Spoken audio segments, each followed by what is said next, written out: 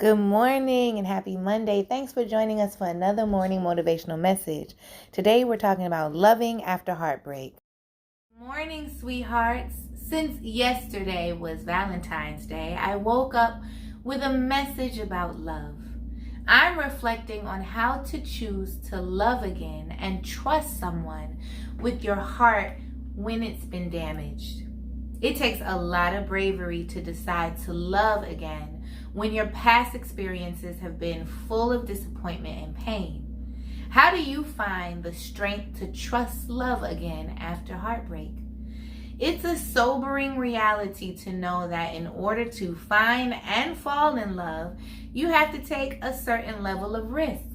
You have to be open to meet someone new, learn them and allow them to learn you, merge your individual interests with this person, and lean on this person for emotional support. You have to compromise and you have to build with this person. Love takes a lot of effort. And then after you go through all the motions, there's no guarantee that you'll end up with the happily ever after type of love. Most love affairs end in some form of pain, and all love that ends feels like a loss. I've been pruning and purging my heart these past few weeks, making sure that I have the space to love again. I'm making sure that I unpack and rid myself of the emotional baggage from my past love experiences. This has been super beneficial to me. I've been focusing on defining for myself what love feels like to me. I have meditated on the type of situations that I do not want when it comes to love. I have made some concrete decisions on what doesn't feel like love to me in order for me to clearly communicate those things to my next potential suitor. I've been thinking a lot about the type of partner I was in the past and the type of partner I want to be. I've had to hold myself accountable for my toxic traits and behaviors that have impacted my previous love encounters. No one is perfect, and while I think I'm great, I haven't always been a great partner or lover to people in the past. I've had to be honest and check myself about my ego, my need to control or manipulate situations, my flighty and indecisive nature, and my tendency to weaponize or leverage sex in relationships. Basically, I've been getting in my own behind and holding myself accountable. I've had to take accountability for the dissolve of my previous relationships, paying close attention to how I added to the dysfunction of the relationship. When people break up, it's never just one party that is wrong. Both parties play a role in the demise of a relationship. I had to have some really uncomfortable truth moments with myself about me feeling like I lacked worthiness and about what I was willing to accept in the past. This has been crucial in healing my heart so that I can love again.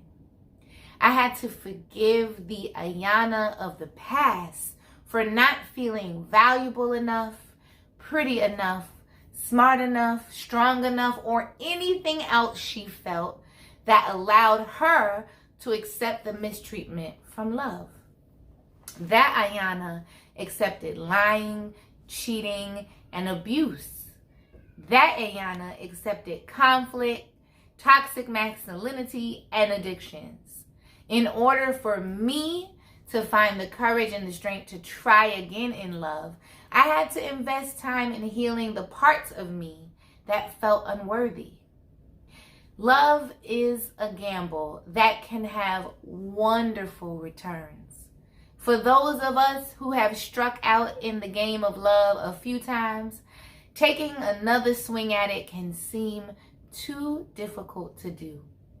We begin to tell ourselves things like, I'm better off alone or single, or there aren't any good men or women out there. I've said these lies to myself many, many times before. But now I'm choosing to reframe my thoughts about love and about falling in love. I'm embracing the excitement of love. I'm manifesting the sight, taste, smell, and look of love, especially for me. I've been imagining my true love. I can see him, I can feel him and sense him. I know he'll love music just as much as I do and be creative and funny too. I know he'll have kind eyes, warm hugs, and sweet kisses.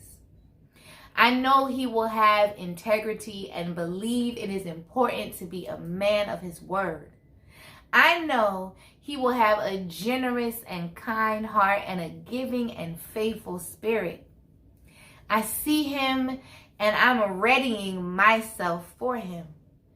I now tell myself, love you, Ayana, like you need to be loved. And I have nothing to fear if I have love. I'm shifting my mind to take fear out of the equation.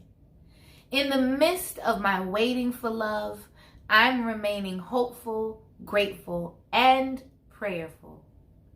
I know sometimes the residual of the trauma we experience when we give our hearts to others who have hurt us can leave us feeling defeated, discouraged, and depressed. When you think about the relationships you've gone through, it may seem like love has failed you and that it's better to just give up. Here's what I say to myself to feel renewed and encouraged to love. I tell myself that God is love, and I will never, ever give up on God. What are some ways you've healed from a broken heart? Are you afraid to love again after getting your heart broken? What steps have you taken to open your heart to love again after heartbreak?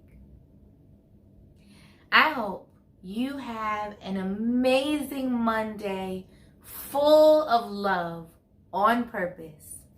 And I want you to remember that the cost of freedom is faith. We'll see you on Wednesday. Bye. I love you. Thank you so much for watching. We hope you join us on Wednesday where we're talking about our BS, our belief systems. And if you like what you see, make sure to subscribe, like, and share with a friend. Peace.